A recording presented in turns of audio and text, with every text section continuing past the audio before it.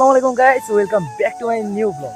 So guys, আজকে আমি আসছি গোপালিয়া থেকে, আমাদের গ্রাম থেকে খারে দিয়া, জায়গার নাম মানুষ বলে খাইদ্যা সাধারণত। তো এই জায়গার আজকে সৌন্দর্যটা আমি আপনাদেরকে দেখাবো, প্রকাশ করব। তো আমার সাথে আছে আমার দুই ভাই, নাম হইতেছি এই যে চশমা পরা যেটা, ওর নাম হইতেছি সাজ্জাদ, আর হইতেছি বাপ্পি। দুই ভাই, আমরা তিন ভাই টোটাল। তো এই যে এই জায়গাটার ভিতরে সবচেয়ে সুন্দর জায়গাটা হইতেছি এই গাংডা। এর স্পেশালিটি হইতেছে গাংডা। গাংডা ভাই অনেক সুন্দর, কিন্তু এখন যেহেতু বর্ষার সিজন নাই, তার কারণে পানি মানে একবারে নাই, এই পর্যন্ত পানি উঠে। তো এখন আমরা এই গাঙের আশপাশ দিয়ে আর কি ঘুরতেছি। এই গাংটা সৌন্দর্য আজকে দেখাবো। যে সামনে মানুষ বসি টসি দিয়ে মাছ ধরতেছে,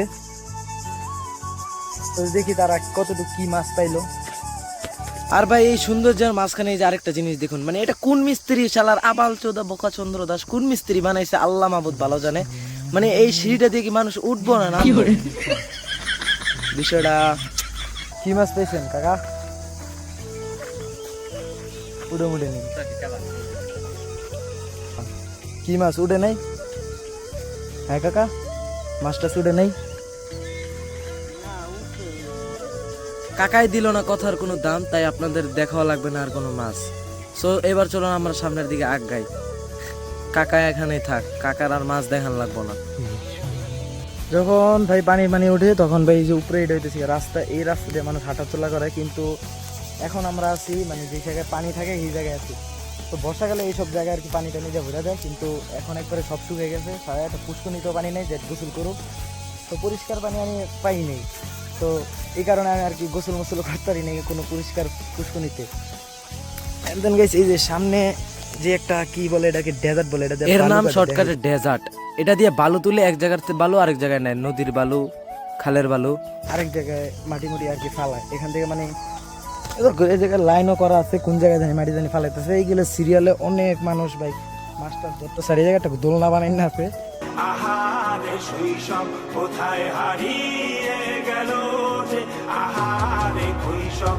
ভাই পুরো শৈশবের কথা মনে পড়ে গেছিল। এবার একটু বসি, দড়িটা খালি না ছিললেই চলে ভাই। অনেক সুন্দর একটা জায়গা, অনেক সুন্দর দোলনা, বৈশা মজাই আছে। শৈশবের কথা মনে পড়ে যাইতেছে। অন বলুন ভাই, তোর বয়স ইটটা নি, তোর আবার কেমনে শৈশবের কথা মনে পড়ে?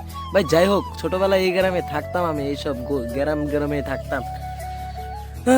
শৈশব রে ভাই, এই যে কি সুন্দর পাতাগুলা ঝুঁকে যখন দোলনা দিয়ে দেয়, আর কি সুন্দর একটা দৃশ্য, সামনে অনেক সুন্দর জায়গা। এটা হইতেছি গিয়া খাইদার মানে খারিদার ঈদগাহ, ঠিক আছে? আমি ভিতরে দিকে ঈদগাহটা একবার দেখাই। এই হইতেছে দরজা, আর এই যে ফুল ঈদগাহ। এখানে ভাই ঈদের নামাজ টামাজ পরে এই যে ঈদগার মিনারটা আর কি, ওই জায়গায় ইমামে দাঁড়ায়। আর এখানে আছে একটা চাপ কল অজু টুজু করার লিগা। আর এই যে লাইন টানা আছে, সম্ভবত ঈদের নামাজ হয়েছিল এই জায়গায়। আর সুন্দর সুন্দর অনেক গাছপালা আছে। তো গাইস চলুন, এখন আমরা যেমন বটতলায় একটা বট গাছ নাকি আছে অনেক সুন্দর, তো দেখি যা বটতলাটা কিরকম।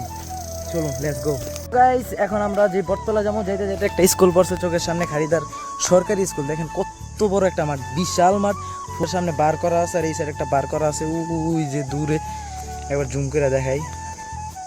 এই যে একটা ছোট্ট বারমার করা আছে। আর এই যে ভবন হচ্ছে একটা দুইটা তিনটা, আর ভবনের সামনে দিয়া ভাই যে সুন্দর গাছগুলা ভাই জাস্ট ওয়াও। কারণ এখন হইতেছে নতুন পাতা সিজন, এর কারণে ভাই গাছগুলা জাস্ট ওয়াও। পাতাগুলো একবারে পুরোপুরি সবুজ শ্যামল। এই যে কি সুন্দর সুন্দর পাতা, ঠিক চোখের সামনে একটা সূর্য, জাস্ট ফিল অন্যরকম একটা ফিল। তো এই রাস্তা দিয়ে যাবো।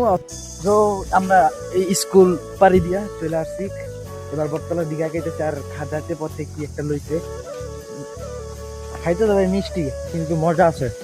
রাস্তার একবার দেখেন কি সুন্দর, আঁকা বাঁকা সরু যাচ্ছে, দুই পাশে খালি গাছ আর গাছ। বটতলা কি সোজা মেন রাস্তায় নাই ভাই। এখন ভাই মামা চাচু যেই লাগেন আমার, যাই হন, কিন্তু আমি পুরো ভিডিওতে ভাই বলি, কিছু মনে করবেন না, কোনো মাইন্ডে নিবেন না। আমার মামু খালা চাচু অনেক কিছুই লাগতে পারেন আপনারা। এই যে এই জঙ্গলটা দেখতেছেন ভাই, এত সুন্দর ভাই, আমার মুখের বলা বন্ধ হয়ে গেছে। আমি খালি চাইরো সাইড ভাই খালি দেখছি, মানে আমার কোনো বলার মুখে ভাষা নাই, তাই খালি আমি চাইরো সাইড দেখছি আর হাঁটছি। এখন আপনারাও দেখুন, আমিও দেখছি, আপনারাও দেখুন। আমি তো পুরা ভাই এইসব জায়গা দেখাই। যে সামনের দিকে যে আমরা আগাইতেছি, সামনে হইতেছি বাড়ি। আর এই দেখুন ভাই, গ্রামের মাঝখানে কি একটা বাড়ি করছে শালার। পরবর্তীতে আমার ভাই ঘরে জিজ্ঞাসার পরে শুনি তারা নাকি ইটালিতে থাকে। মানে শালার ইটালিতে থেকে কি সুন্দর একটা বাড়ি করছে বুঝ। গাইস আমরা আস্তে আস্তে হাঁটতেছি আর এই যে হইতেছি গিয়া মানে এটা হয়ে দিগো খালি পেস খেত এই পুরা মানে এই পুরা ফরিদপুরটাই পেস খেত দিয়া বড় কি সুন্দর বরাবর একটা সূর্য একটা তাল গাছ জাস্ট ওয়াও। এখন তো ভাই আপনারাই বলবেন যে এই সব জায়গায় কি মানুষ আইসা কি ভিডিও বানানোর সময় ভয়েস দেয় নাকি খালি জায়গাগুলো ফিল করে? মানে এইসব জায়গাতে আইসা তো ভাই কেউ জীবনে ভয়েস দিব না, আমি খালি ভাই জায়গাগুলো দেখছি, সামনে একটা সূর্য, চারো সাইডে খালি তাল গাছ আর তাল গাছ, প্রতিটা ক্ষেতের মাঝখানে একটা একটা করে তাল গাছ আর তাল গাছ। আর সূর্যটা ভাই আমার কাছে সেরকম পার্সোনালি অনেক ভালো লাগছে। আর আঁকা বাঁকা শুরু দিয়ে আমরা হাঁটা শুরু করছি, কিন্তু ভাই সমস্যা হয়ে গেছে আরেকটা, বটতলা আমার শুরুতে অনেক ভয় দেখাইছে। আর আগে এগুলো বলি, এগুলো হইতেছে লাগানো গাছ, মানুষের হাতে চাষের ঘাস, এগুলো গরুরে খাওয়াইলে গরু অনেক পরিমাণে দুধ দেয়, বিপুল পরিমাণে আর কি দুধ দেয়। আর গাইস ওই যে সামনে যে আমি দেখাম একটু পরে জায়গাটা, তো গ্রামের আঁকা বাঁকা শুরু দিয়ে আমরা হাঁটা ধরছি, চলে যেতেছি। কারণ যেটা সমস্যা সেটা হইতেছে গিয়া মানে আমরা বটতলায় যে যাবো, এই বটতলা অনেক দূরে, তো আমার হাঁটা তো ভাই পসিবল না, এই কারণে ভাই আমি চলে আসছি, আমার আর ভালো লাগে না। সো ভিডিওটা আমার মনে হয় এই পর্যন্ত স্কিপ করা উচিত, যেহেতু আমি বটতলা যাই নাই। আর গাইস এটা হইতেছে গিয়ে একটা ধুন্না ক্ষেত, ক্ষেতটা অনেকখানি ছোট, এই যে সাইজের সামনে যেটা, আর এইটা ধুন্না ক্ষেত। আর এই যে এটা দেখুন তাল গাছের আড়ালে সূর্য লুকিয়ে থাকা, কি সুন্দর এক জায়গা, জাস্ট সুন্দর একটা প্লেস। এইসব প্লেসে তো আমার মুখের ভাষণ বন্ধ হয়ে গেছে।